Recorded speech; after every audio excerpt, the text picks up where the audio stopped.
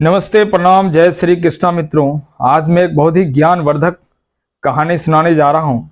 और आज का जो प्रसंग है वो ये है कि जो लोग अपने आप को ये करना है, वो करना है, ये धन हमारा है, ये दौलत हमारा है, ऐसे करते करते पूरी जिंदगी खत्म हो जाती है और वो कुछ नहीं कर पाता है। ऐसे ही आइए, क्या करना है, क्या नहीं करना है, मनुष्य के जीवन में क्या महत्वपूर्ण है, इसके ऊपर बात करेंगे। आज का प्रश्न यही है। अगर साथियों, अगर आप हमारे चैनल पर नए हैं, प्लीज चैनल को सब्सक्राइब कर लिए और बगल में लगे लाल आइकन को भी प्रेस कर दिए, ताकि जो भी इस तरह के कहानी वीडियो आए सबसे पहले नोटिफिकेशन आपके पास जाए, इसकी सूचना आपको मिले। और अगर ये कहानी अच्छी लगी हो, ये कथा अच्छी लगी हो, तो एक लाइक कर दिए, दोस्तों को भी शेयर कर दिए। आइए साथियों, बिना देर के हुए चलते हैं हम इस कहानी की ओर। साथियों, एक राजा था और बहुत ही प्रतापी राजा, गुणवान भी था और दान पुण्य भी करता था। उसने एक बार क्या किया, जंगल में शिकार खेलने के लिए निकल गया और शिकार खेलते खेलते दिन भर राजा थक गए। थकने के बाद भी कोई शिकार नहीं मिला तो पेड़ के नीचे आकर के बेचारे विश्राम करने लगे। बैठ गए पेड़ के नीचे और पेड़ के नीचे बैठ के थोड़ा आराम कर रहे थे कि ऊपर में देखे चार पक्षी आपस में बातें कर रहा था, गुनगुना रहे थे। पहले पक्षी ने कहा कि यहां नहीं वहां है। राजा सोचा ये पक्षी ऐसा क्यों बोल रहा है, यहां नहीं वहां है। फिर दूसरा पक्षी ने कहा वहां नहीं यहां है। फिर राजा ने सोच के में पड़ गया, ये पक्षी बोल रहा है वहां नहीं यहां है, इसका मतलब क्या है। फिर तीसरा पक्षी ने कहा कि यहां भी नहीं है और वहां भी नहीं है। राजा चकित हो गया और कहने लगा, ये पशु क्या बोल रहा है, ये पक्षी मेरे तो कुछ समझ नहीं आ रहा है। वह सोच ही रहा था कि चौथा पक्षी ने कहा कि यहां भी है और वहां भी है। ये बात राजा को और चिंता में डाल दिया। बोला यहां भी है वहां भी है, आखिर ये माजरा क्या है। फिर राजा ने थोड़ा विश्राम किया और वहां से चल दिए राजमहल। राजमहल जाकर के पूरे दरबार लगाया और दरबार में कहा कि हमारे ये चार सवाल हैं और चारों सवाल का जवाब अगर कोई दे देगा तो मैं उसके मुंह मांगे इनाम दूंगा। कई सोने के मोहरे दे देंगे, आधे राज्य पाट दे देंगे। कई दिन बीत गए, वो अपना सवाल राजभवन में रखा, राजमहल में, लेकिन किसी ने उसका सवाल का जवाब नहीं दिया। सारे मंत्री, ज्ञानी, बड़े से बड़े ज्ञानी आए, बड़े बड़े सलाहकार आए, लेकिन किसी ने भी राजा के इस सवालों का जवाब नहीं दे पाया। राजा को लगा कि अब लगता है इस सवाल का कोई जवाब नहीं दे पाएगा। फिर एक दिन अचानक एक चोर आया राजमहल में और चोर ने कहा, महाराज मैं आपके चारों सवाल का जवाब दे दूंगा। चोर ने कहा कि राजमहल में जितने भी बैठे हुए थे सब हंसने लगे, लेकिन राजा को लगा कि हो सकता है इस चोर को सवालों का जवाब मालूम हो। राजा ने कहा, क्या तुम जानते हो मेरा सवाल क्या है।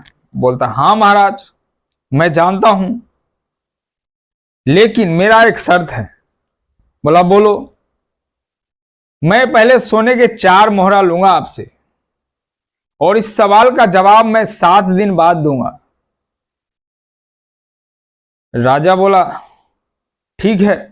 उसके मंत्री लोगों ने मना किया कि ये 7 दिन बाद जवाब देगा, इसका क्या मतलब है, अभी बोलिए जवाब देने के लिए।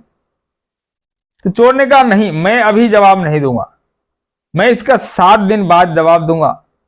अगर नहीं जवाब दे पाया तो आपकी मर्जी, जो सजा दीजिएगा वो मैं मान लूंगा, वो मुझे स्वीकार होगा। फिर राजा ने कहा, ठीक है वो 4 मोहरे राजा ने उस चोर को दे दिए और चोर ने उस 4 सोने को मोहरे लेकर के गया अपनी पत्नी के पास और पत्नी को दे दिया।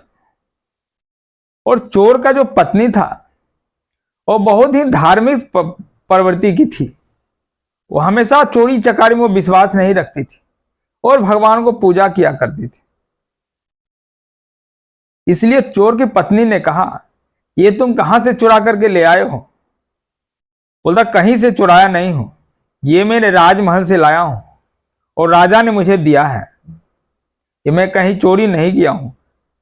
फिर चोर की पत्नी ने कहा कि राजा जी ने तुम्हें क्यों दिया?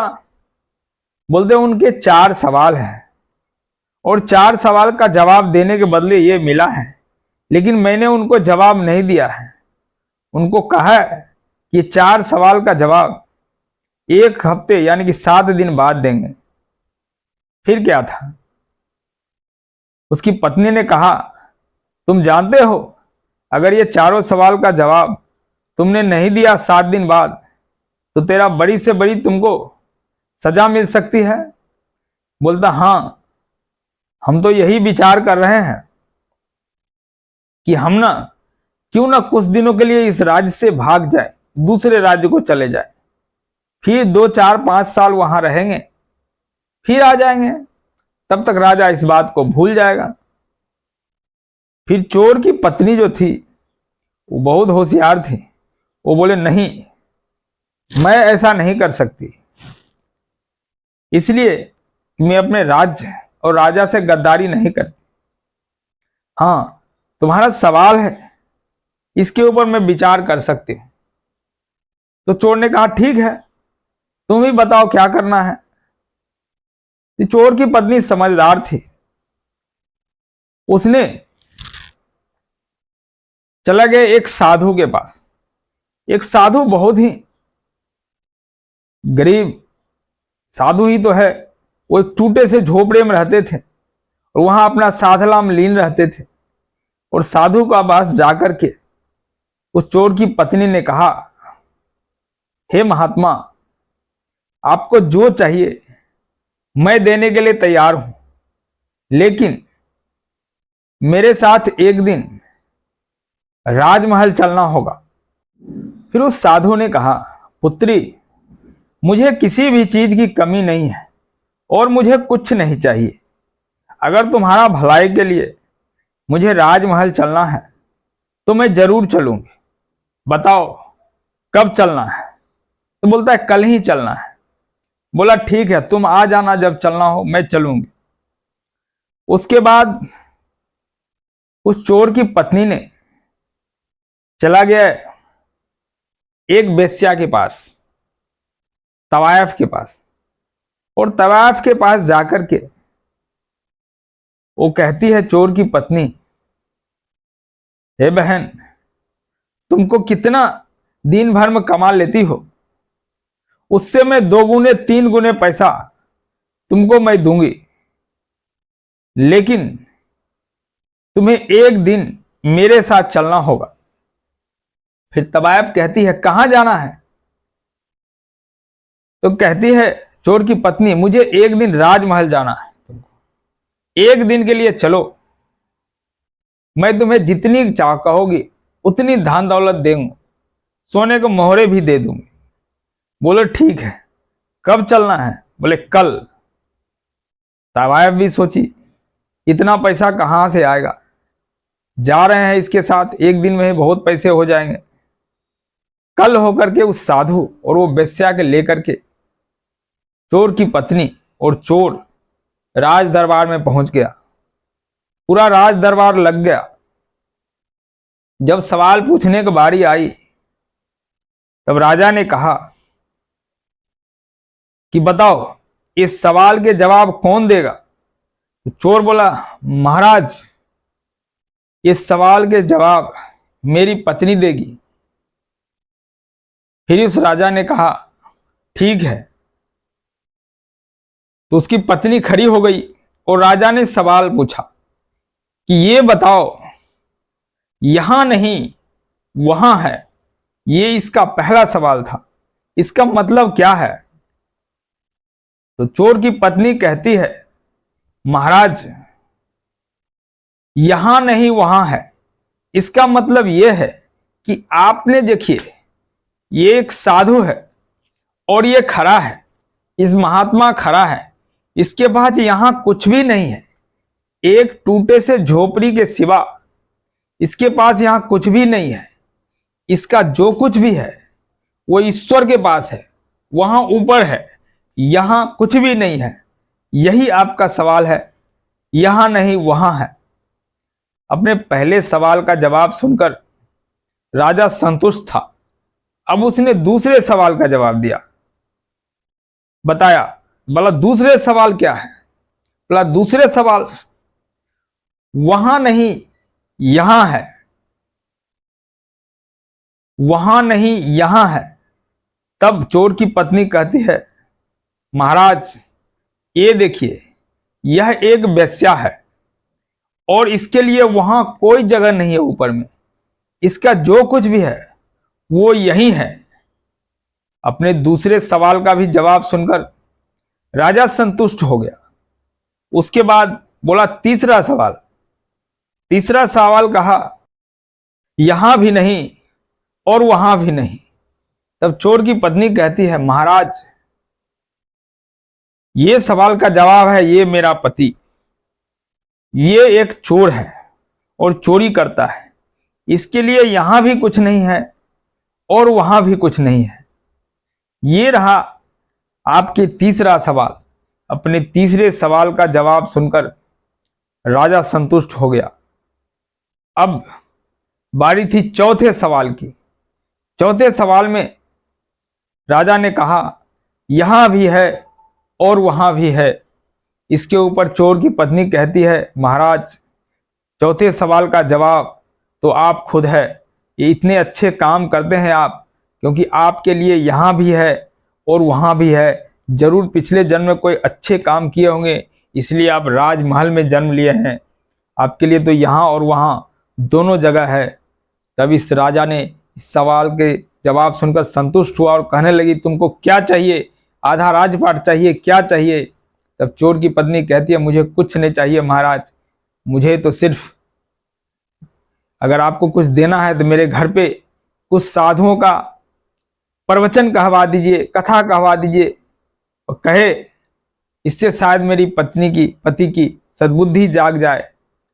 तब कुछ अगले दिन उस राजा ने चोर के यहाँ बड़े बड़े महात्माओं का प्रवचन का प्रबंध कराया और भोजन का भी प्रबंध किया। और जैसे ही रात हुआ, वहां से एक काली कलूठी महिला निकलती है। तब उस चोर की पत्नी कहती है, तुम कौन हो? तो बोलते हैं, मैं गरीबी हूं, तुम्हारे यहाँ इतने बड़े बड़े साधु महात्मा ने प्रवचन किए हैं और गरीब भोजन करवाए हैं सबको, इस घर में अब लक्ष्मी आने वाली है। मैं वहीं रहती हूं जहां लोग पाप करते हैं, पुण्य नहीं करते, लेकिन तुम्हारे यहाँ इतना पुण्य हो गया, मैं अब यहाँ से जा रही हूँ, मैं गरीबी हूँ, अब मैं यहाँ से जा रही हूँ। इतना कह के वो काली कलूठी महिला वहां से चली गई। कुछ ही देर बाद वहां एक दिव्य स्वरूप लक्ष्मी के रूप में एक महिला आती है। तब चोर की पत्नी कहती है, कौन है आप? बोलते हैं, मैं लक्ष्मी हूं और अब मैं इसी घर में रहूंगी। इतना सुनकर के चोर की पत्नी ने काफी खुश हो जाती है, कहती है कि जय माता लक्ष्मी, मेरा अहोभाग्य कि आप मेरे घर पधारे हैं। और तब से माता लक्ष्मी का वहीं रहना, वहीं वासना हो गई और चोरी करना बंद कर दिया और उसके प्रवचन से प्रभावित होकर साधु और महात्मा से वो अपना रास्ता बदल दिया। साथियों और मित्रों, लोग अच्छे कर्म और अच्छे संगत से अच्छे रास्ते बन जाते हैं, क्योंकि अच्छे महात्मा और साधु प्रवचन नहीं करता तो यह चोर को भी रास्ता नहीं मिलते। साथियों, यह कहानी कैसी लगी कमेंट्स कर जरूर बताइएगा। मिलते हैं एक नई कहानी के साथ। जय माँ लक्ष्मी सब।